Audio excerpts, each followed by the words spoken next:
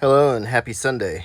So today, first of all, I want to tell you that there's a thunderstorm going on right now. So hopefully there won't be too many thunderclaps and the power won't go out. So, but what I want to show you here is a Montgomery Ward 1939 spring and summer catalog. And this is the big deal, the big catalog, the 800 pager.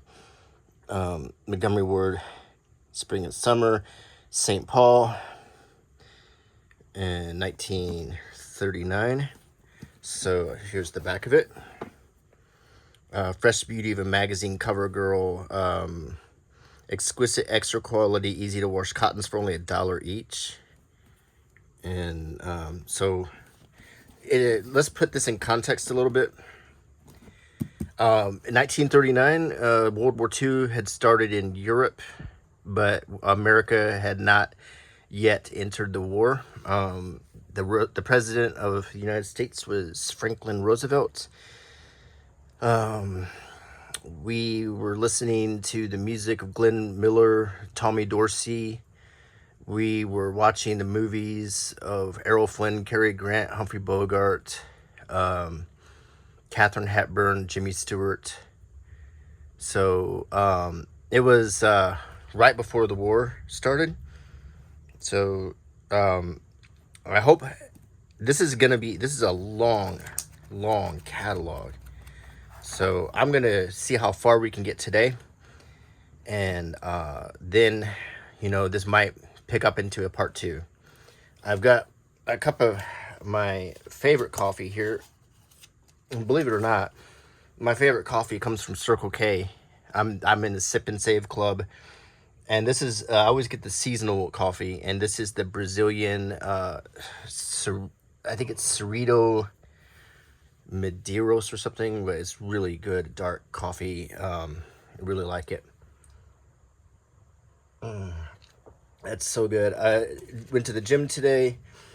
And we're, after the gym, the rain has started. And I'm looking forward to sitting with you and going through this catalog. So, new and thriftily yours. And we get our inside cover and we get a few deals here. Take note of the prices for one thing. Look how cheap everything was. Just amazingly cheap. Compared to nowadays when you can't get out of a small, 2 bags of groceries that you can carry by hand is like $50 nowadays. And as gas, think about the prices nowadays. But here, the interesting thing about looking at a catalog from 1939 is you see a very good time capsule of how people dressed. And you can't get much better than this. So you see these smart dresses that women are wearing along with the hats. And you might recall that Ingrid Bergman wore a hat very similar to that in Casablanca. Take note of the hairstyles. We're coming out of the 30s, so you still get a little bit of the 1930s look here. And but we're also getting into the 40s. Lipstick, Montgomery Ward's logo is very cool looking on the lipstick.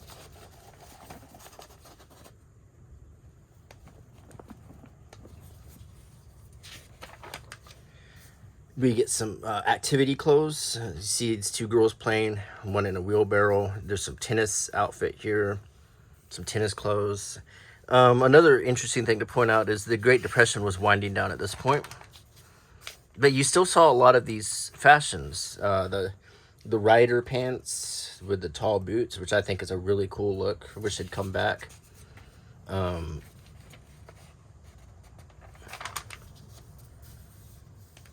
These sort of puffy short sleeve. These are work clothes. Like she's dressed to go to work here. Bathing suits. We're still in the one-piece time. The bikinis didn't become popular in America until after World War II. This is somewhat of a risque overalls with nothing underneath look here, which is, I didn't even know. I mean, that seemed a bit immodest because it showed quite a lot of skin for that time period. And you see how the pages alternate color and black and white. Color for the more expensive things that they want to sell, black and white for the less expensive things or the things that have already been out.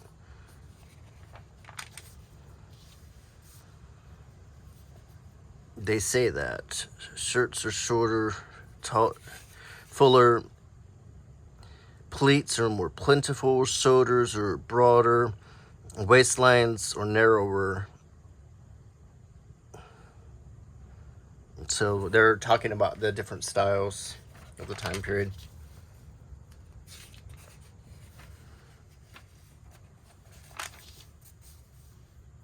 She looks like Linda Carter.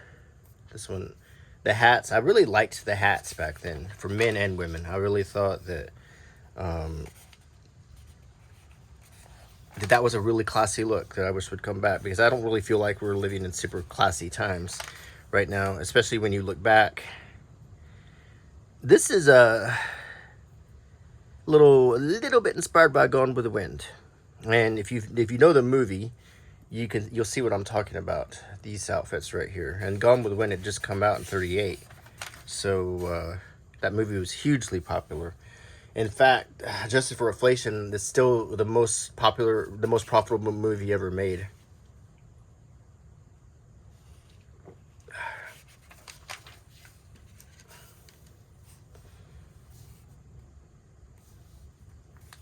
As we continue to flip through, we have lots and lots of ladies where they had a lot of options and very, very classy. They cut very classy, serious styles here. I have to admit, 1939 was a good year for fashion.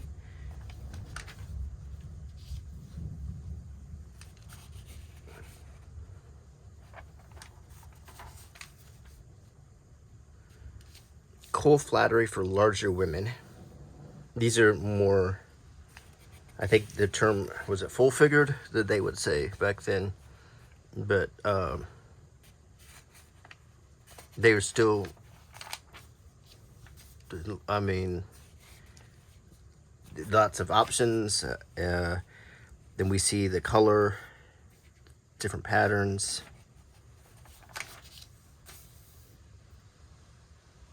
This is sort of folk looking. I mean, Tublin, cotton linen. This Dude Ranch print is so gay, you'll shout a good Western yippee-ki-yay on sight. The print is, so this is supposed to be a Western print. Okay, I get it. I thought it was kind of like a Greek or Swedish or something, kind of folk design. And the descriptions are from a different time, let's say. Nurses' outfits. Air-conditioned poplin. All your health and comfort in this new uniform. So you could buy your nurse's uniform from Montgomery Ward and be one stylish nurse. Back in the day when nurses dressed like that, instead of the sterile outfits they wear now. Work clothes. And this would become much more popular as the war years, as we entered into the war years in 1941 and 42, when coveralls and these overalls would be the look of the average American woman who was patriotic and worked in the factories. So that would become the prevailing look of the 40s. The proud working woman making the B-17s. Here's sort of a Robin Hood hat. Bright orange overcoat. Everything is still so smart and cool looking. Toppers. The feathered hat is a neat look. The Robin Hood movie actually also came out within a year of this catalog printing, so there's probably a little bit of inspiration on that as well. And when you think about fashion in America, think about what movies were popular, and then you will understand how certain fashion trends start. And nowadays, what streaming is popular. Maybe that's why we all dress so terribly, because what was the last popular show? The Walking Dead or Yellow Jackets or whatever. Now we're strictly in hats. Women sported hats back then, and they looked great. And made it added a level of class and made them formidable looking. I really think that we've lost a lot. In There is a storm going on outside, so you may hear some horns honking, thunderclaps, rain pouring down, or in handbags.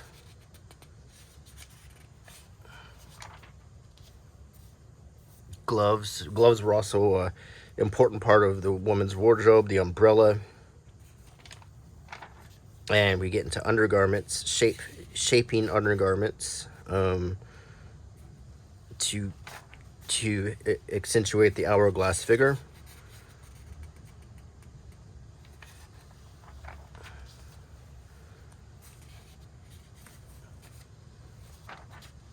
So you can see there were many choices in 1939.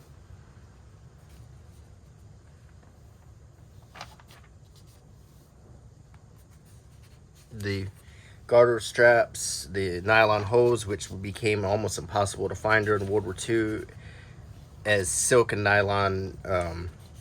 Silk stockings actually were the real desired, and the silk was used to make parachutes, so there was a shortage. So women really wanted those. They would actually, a lot of women would draw, they'd take a grease pencil or a pen, and they would draw a vertical line on the back of their legs to make it look like they were wearing stitched silk stockings when they were at dances and stuff.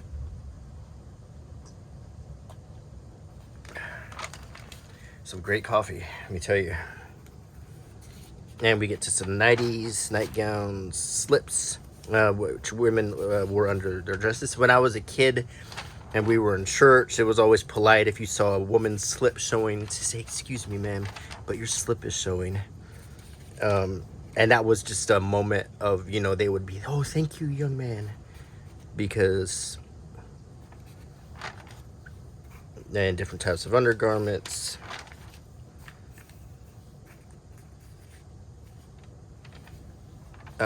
Hose, stockings.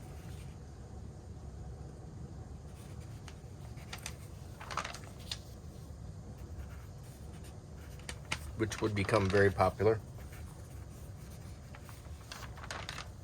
Nice shoes. A lot of really nice shoes. Andy Warhol started his career by drawing shoes like this in catalogs before he became, the crazy Andy Warhol we all know. But he would make drawings like this.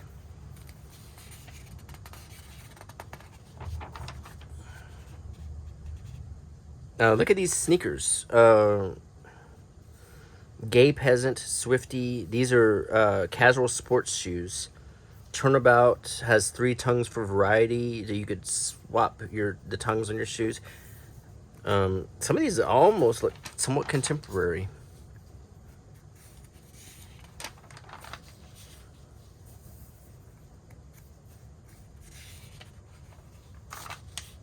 And the Buster Brown moccasin styles. The very classy boots.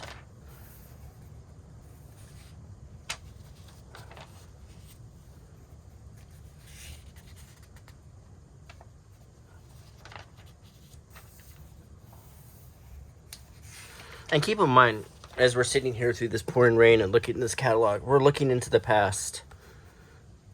We're looking many, many, many decades ago. This is a glimpse. This is an unfiltered glimpse into the past. There's nothing in this has been changed, censored, corrected, or adapted for modern audiences. This is all raw, what you're looking at, and this is a raw picture of culture. in terms of the clothes, and as you'll soon see, the items, the furniture, the toys, the things that we bought in the United States.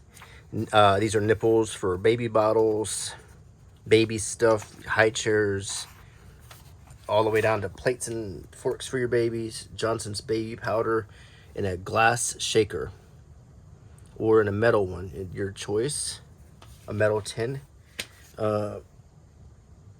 Dessitins and stuff like that. And little mattresses for cribs. Strollers, or as they say in England, prams.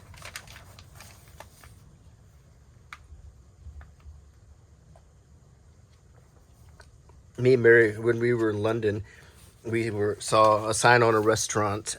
And we wanted to get in there and get a breakfast. It's a very small restaurant, and the sign, it said no prams, and we're like, what's a pram? We had no idea what that meant. It's not a word you hear very much here. And now we get to kids' clothes. Check out these kids' clothes. Wow.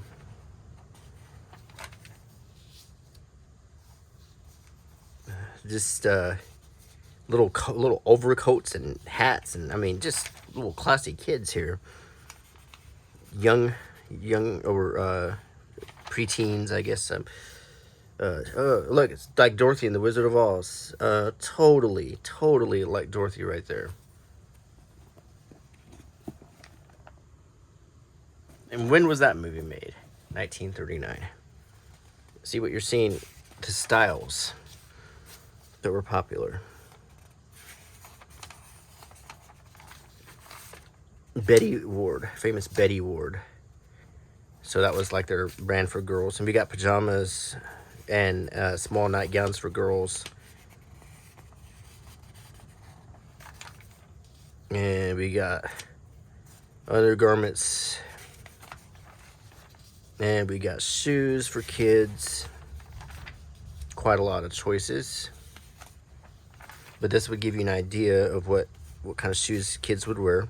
You can see the soles, the crepe soles, or you can even see like the haircuts as you see the models in this. You can see their styles. A men's shoe has not changed, I don't think, in 100 years.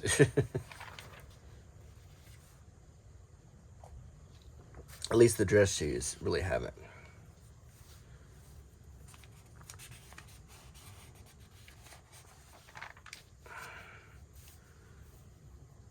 The Sanfordized two-piece, look at little sailor suits,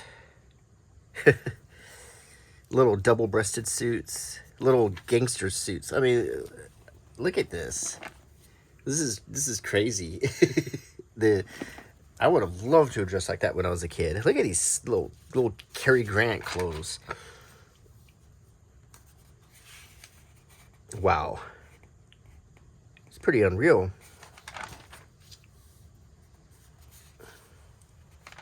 And we get into some younger men.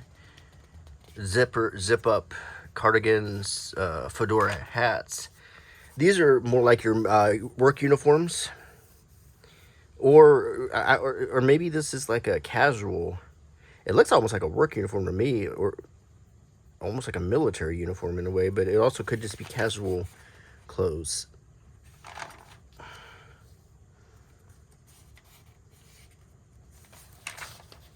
These suits are just tripping me out.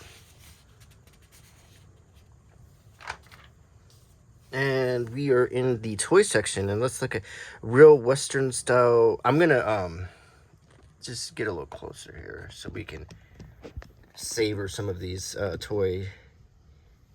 So real Western style 9-piece cowboy outfit. It even comes with mustaches. Look at that.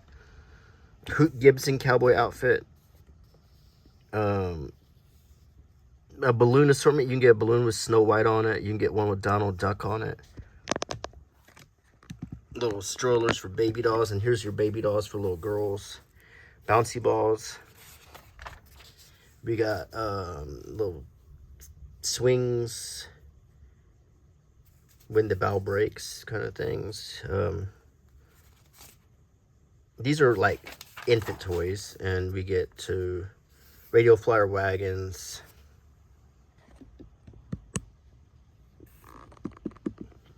tricycles, nicer wagons, a tractor. And then we kind of cut back into overcoats and raincoats here. So let me, I want you to get as much of this catalog as you can so you can see. Words will fit you for perfect. They got a picture of the tailor right here. Stilson's wear like iron, these suits. Okay, look at these smart looks. I'm telling you. You even see little glimpses of the cars and everything. I mean, these are just great. I wish you knew how good this coffee was. How much I'm enjoying this. Between drinking this coffee and showing you this catalog, I'm having a great time here. Look at the airplane. This is just really cool.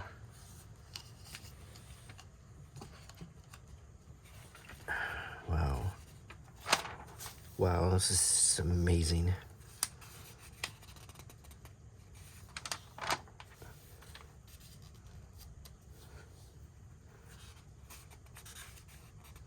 Now, after this video, I'm going to make a new playlist. For those of you who use my playlists, I'm going to make one for catalogs. So if you want to look at all of my different catalogs that I've shown in this channel, I'll try to put up, I'm going to organize them into a playlist for you. Uniforms, aviator / riding. This is like the Buck Rogers outfit. If you watch the old Buck Rogers show with, what was his name? The one in the 30s, I can't, it's right on the tip of my tongue, it'll come to me. But he dressed like that as Buck Rogers.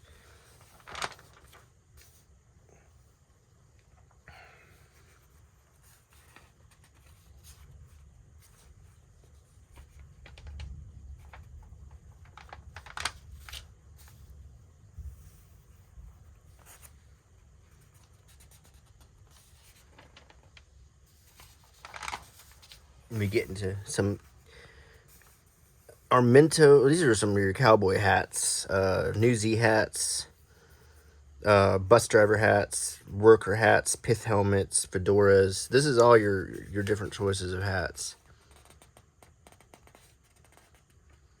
Kind of like your outdoorsy adventure clothing. And then now we get into your walking down the city street looking cool hats.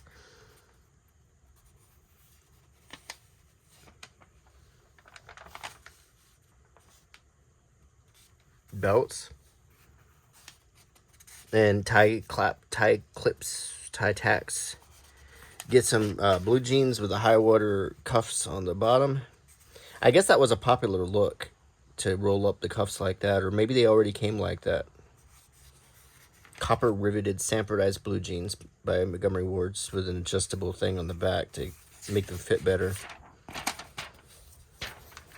See, I'm a Gen Xer, and I grew up in the 90s, and we were all about clothes not fitting.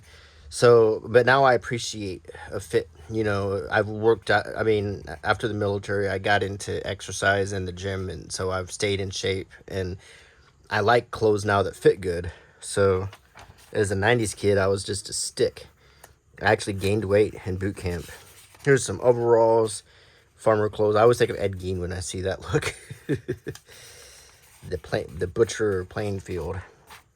That these are, this is 1939. You would see most men dressed like this. In fact, at least where I live in the South, you would, or maybe if you were in Wisconsin or whatever, you would see American men would be wearing this kind of getup, a hat, overalls, some kind of, you know, maybe a jacket or maybe a denim jacket over it, or some kind of work clothes, because they were probably just coming home from work.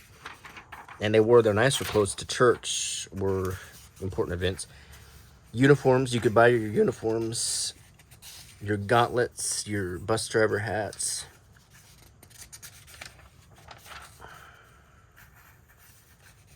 back in the day, you know, and here's another just side remark here, but you know, there was a time when if you got on a bus, the bus driver dressed like he was in a uniform, an official looking uniform. There was that created something more of a structure than what we have now, and I think we need to get back to that. I think there is a lot to be said for occupations having that sort of pride and official appearance, and it makes you feel like things are run more smoothly and more organized. And maybe the part of that's psychological, but we've just gone to real like,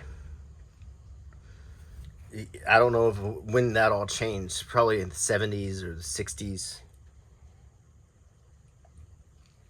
where we lost track of having that professional appearance with the bus drivers, with the mailmen, with you just felt like, I mean, nowadays you see people in offices wearing blue jeans and their shirts untucked and everything. When I was, obviously, you know, I'm of that generation that would have totally approved of that before, but now I'm getting to the point where I understand the value of cutting a professional appearance. And it was much more enforced back in the day, but look at this, quickly look at this little karate outfit. That's just, yeah, the karate outfit is just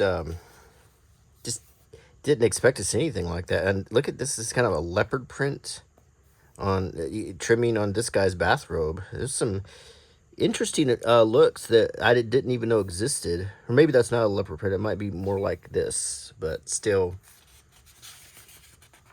I didn't even know that looks like this even existed.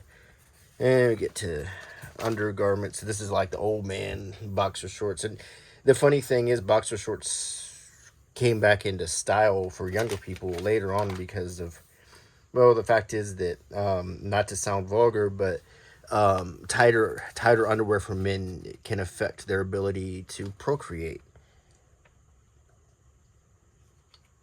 So the boxer short became a popular choice for a lot of men around the 80s, 90s. Then we got long johns, and we're getting into shoes. And like I was saying earlier, I don't feel like that men's shoes have changed all that much in the last 100 years. The same look, you know, you can find shoes probably identical to this today. Super soft kangaroo leather shoes. I don't think you can get those anymore. Kangaroo leather shoes. Wow. I don't think I'd want to wear that. Let's see. I'm a kangaroo fan. I like the animal. I think they're cute. So these are spiffy shoes. I wonder if we'll see spats in this catalog. These are like your Converse R-Star basketball shoes. You know, basketball shoes always have like that spot on them.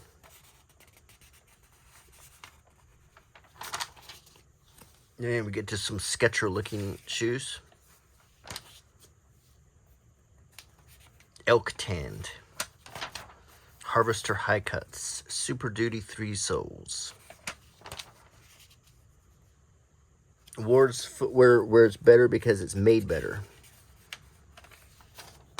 And we get to your shoe maintaining tools and liquids, polishes, pastes, saddle soaps, all that good stuff. Lots of, this was a big deal back then. Nowadays, you go into the store and in the shoe section, there's one little end cap that might have shoe polish and stuff, because back in the day, you had to maintain your shoes. You couldn't just, there wasn't a Walmart nearby.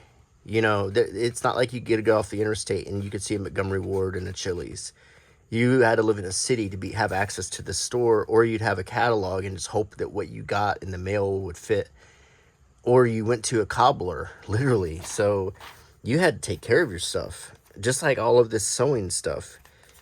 Repairing clothing and shoes was a big deal because it was hard to get new stuff. And we got yarn from knitting and bags, all the stuff to maintain and care for your clothes, your garments, sewing machines, an essential part of the household, because once again, you have to repair your stuff you own. You needed that sewing machine to make sure your clothes stayed serviceable.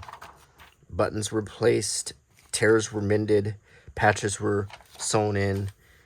Patches. See, you have, all these patches because the wear and tear, especially on denim, work clothes, and so forth. And then, fabric to make your, ladies to make their own dresses. Because it was a pain to go find a store and get one. They could make their own. They just get the pattern. They could order in the mail. They could get patterns. They could subscribe to patterns.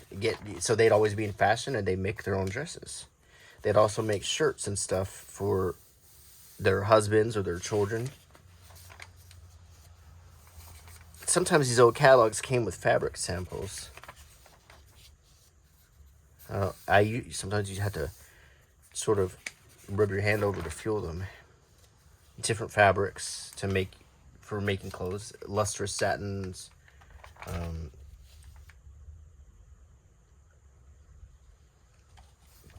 once again, we see the different patterns, flower patterns, tropical patterns. You've got mostly like flowers, Hawaiian shirt patterns. Hawaiian culture kicked in the 20s, and it's never gone away. I mean, it's still popular today for men to wear Hawaiian shirts.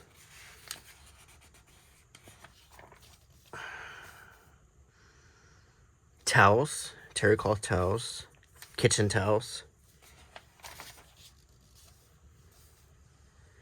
Cosmopolitan unbleached sheets for bedding. Back then mattresses were much more simple than the crazy stuff. I mean, they didn't have, memory foam and cooling gel and all the crap that they sell mattresses. I swear, there's 3 things you'll buy in your life that will be ripoffs: your first car, your first mattress, and your coffin. And they will try to upsell you on all kinds of crap on each case. And all the salespeople are interchangeable, if you ask me. Because they're all selling the same gimmick to get you. Let's see. And we get to China. Fill up that China cabinet. These were your nice plates. These were the things that the modernistic, colorful, gay caliente wear. That's very cool looking. Very modern looking.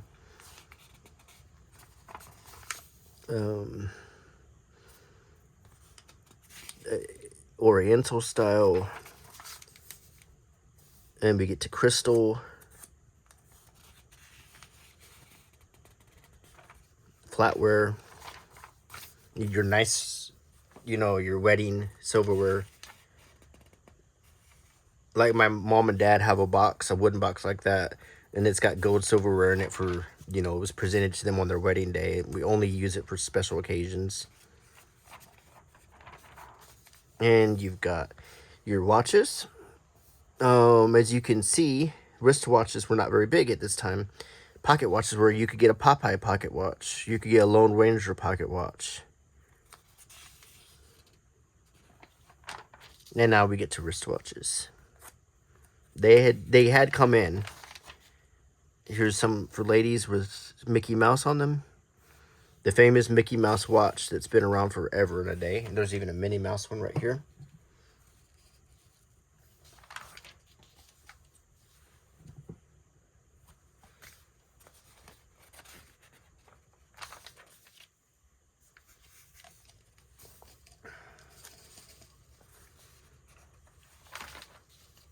And we've got rings. Nice rings, engagement rings, religious rings, promise rings, Irish wedding rings, alarm clocks, signet rings, initial rings, like rings if you're a member of some kind of organization. Cameo rings. A lot of men would wear a pinky ring that would signify if they were in the American Legion or Knights Templar or whatever.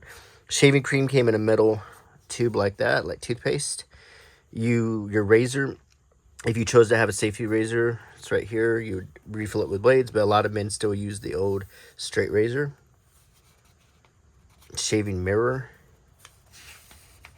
Electric shavers had already come into existence. Here's hair cutting stuff. Hasn't changed much. The hand cranked clippers right here. Pipes, smoking pipes. Lighters. And we get to Edna Wallace Hopper. This is a face powder, restorative cream, vanishing cream, facial youth cream, kind of like oil of Olay kind of stuff. Max Factor, Lady Esther, Woodbury, Pond's. A lot of these companies still exist. Yardley of London, April Showers, lipsticks, lip gloss, perfume, world famous perfumes, Evening in Paris, Gardenia, Lanvin, My Sin, Chanel No. 5, which was the most popular.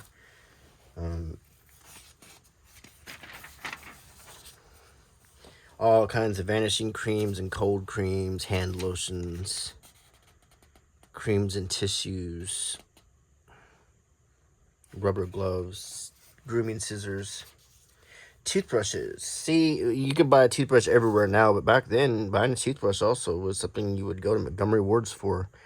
All the toothpaste, Pepsodent, Colgate, Listerine, Colinos, Forens, Iodent, Pebico, Dr. West's Mickey Mouse toothpaste, a pleasant flavor, probably that bubble gum flavor that kids' toothpaste always was.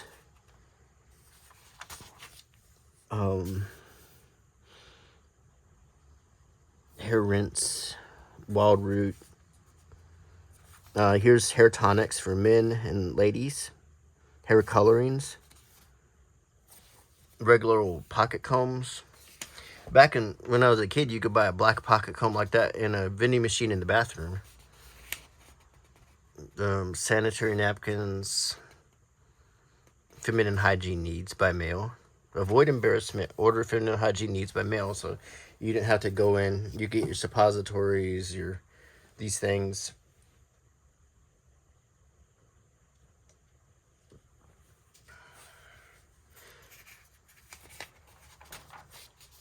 Hot water bottles.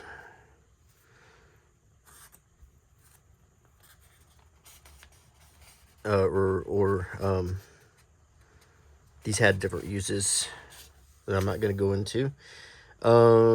Tonics. These are rectal preparations. That was enemas. They were very, very popular in this time period.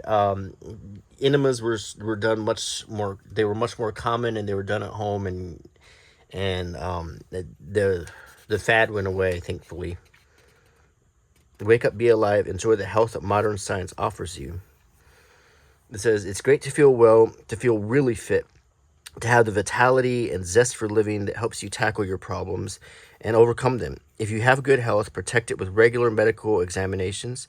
Some of us lose good health because we never do anything about those minor aches and pains that are continually bothering us. If you're not feeling well, see your doctor. Find out what's wrong. Perhaps it's a condition that can be relieved by your doctor prescribing one of the many products developed by modern medical research. Most of us find it necessary to take some of these medicines now and then, and when we do, the most important thing to remember is to get the best. You are assured of getting only the best when you buy Ward's medicinal products because they are made from ingredients which meet all the requirements of the U.S.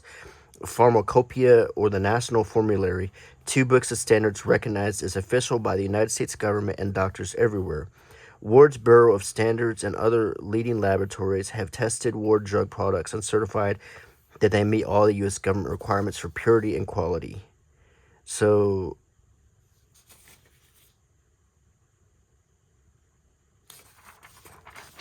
and now, these are, I doubt any of this is prescription stuff. So this is going to be cod liver oil, halibut liver oil, yeast, vitamins, vitamin tonics,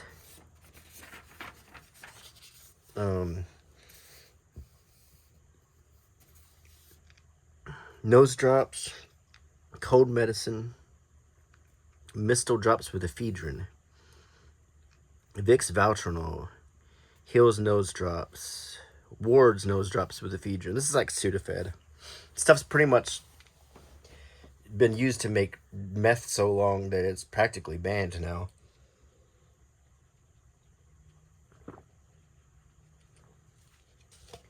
Also aches and pains, sedatives, Nervine tablets, not effervescent for nervousness, bromides. Now, certain things that have since been banned might have been you might have been able to get, like codeine, for instance. I think even when I was a kid, you could get cold Tylenol without a prescription, or Tylenol with codeine. Ecstasy was also legal when I was really young, and it was a designer drug. Tums, Alka-Seltzer, Doan's pills, back medicine. Yeah, most of the stuff is over-the-counter kind of medicines that you also, if you had a town drugstore, you could probably find. But they're basically, their argument is you can get them cheaper by ordering them in the mail. These are sweeteners, breads, cookies. This is for diabetics. So Loeb's diabetic foods, things that didn't have sugar, basically. So they could have snacks, and they could have sweeteners that were sugarless hard candies and so forth. Saccharin was used to sweeten them, which was used up until, I think it was used in Sweet and Low until the 80s when NutraSweet came out. And then now we've got stevia and all kinds of other sugar substitutes galore. These are trusses. These are for hernias because it was difficult to get hernia surgery back then. Of course, these also were for hernias or for shaping. Womb supporters, urinal bags. See, they have a lot of specific things, but a lot of these injuries were things people lived with back then because they worked hard labor jobs and they didn't have access to the medicine, so they would live with, hernias and stuff. Glasses, foot insoles to keep your feet from hurting. It's a pail of soap, 24 cakes for 79 cents. French mill toilet soap. Then we get into rugs, all in color, so you can see what you're getting. And some of these old patterns.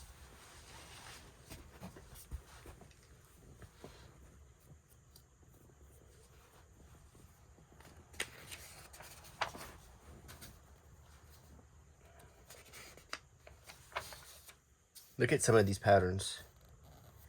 It just takes you back, to that time period. This geometric design was quite popular back then.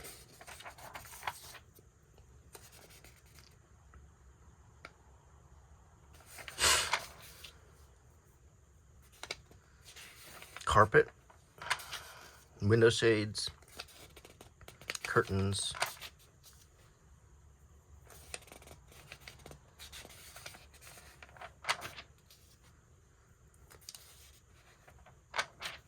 lace curtains,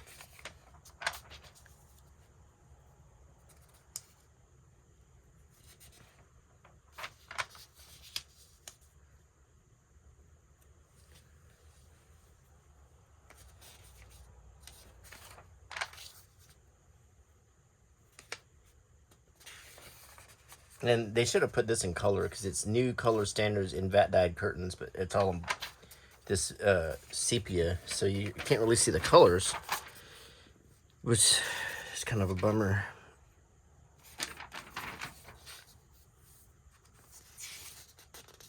Good, better, best. They're showing you the quality of all the window treatments here. Oiled silks, mohair freeze. They used to make suits out of mohair.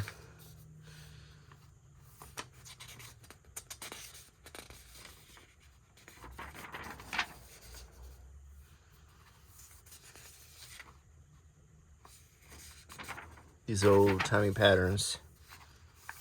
Early American, modern, 18th century. Because there were plenty of people alive in 1939. I mean plenty who were born in the 18th century. So, I'm sorry.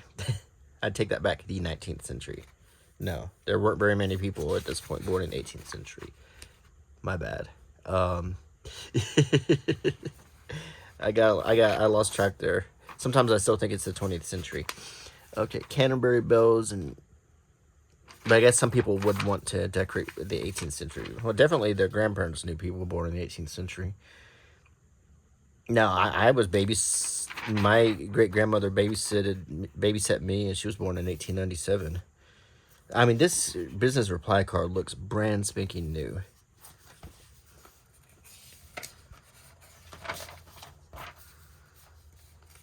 So if you're interested in old home layouts, this is what you're looking at right now. And then we get into the inside of some of the mattresses back then, so you can see the springs or the sofas or the Davenports or whatever.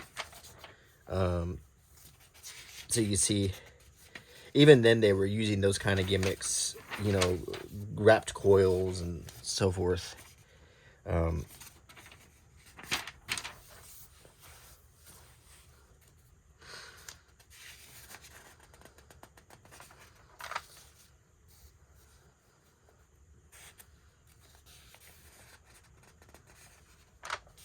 And some more modern chrome.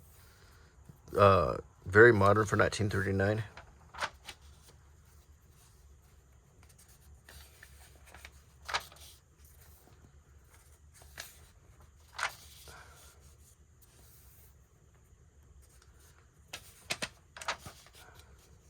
And we get to straight up furniture.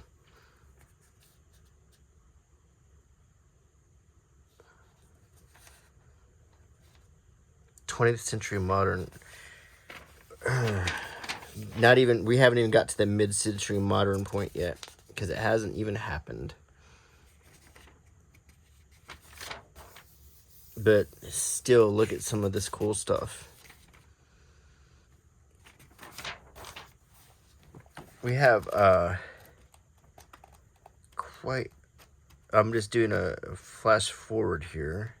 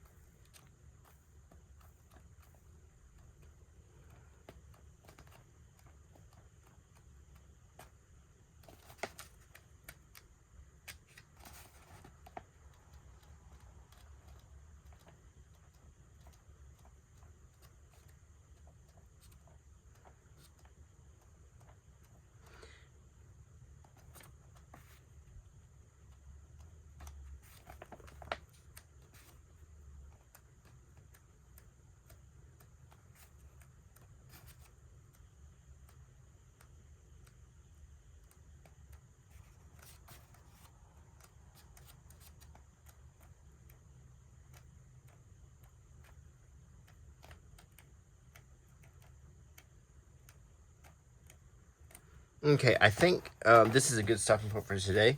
And I will pick it up for a Wednesday video to finish the catalog, because this is well over 800 pages. and I think there's enough for same length video on Wednesday. So and I think there's enough interesting stuff to talk about too. Just in my little sneak peek there. Anyway, I hope you enjoyed today's video for this part 1 of this Montgomery Ward 1939 catalog, and we'll pick this up. And I'm also, as I said, I'm going to make a playlist for those of you who like my catalog videos, so you can just put it on and listen to all of them in a row. So hope you like the channel. Thanks for subscribing. Thanks for all your support and all your comments and the thumbs up and the likes. All that stuff helps me a lot. And please subscribe and click the bell icon, leave a comment and a thumbs up, and I'll see you next time. Bye.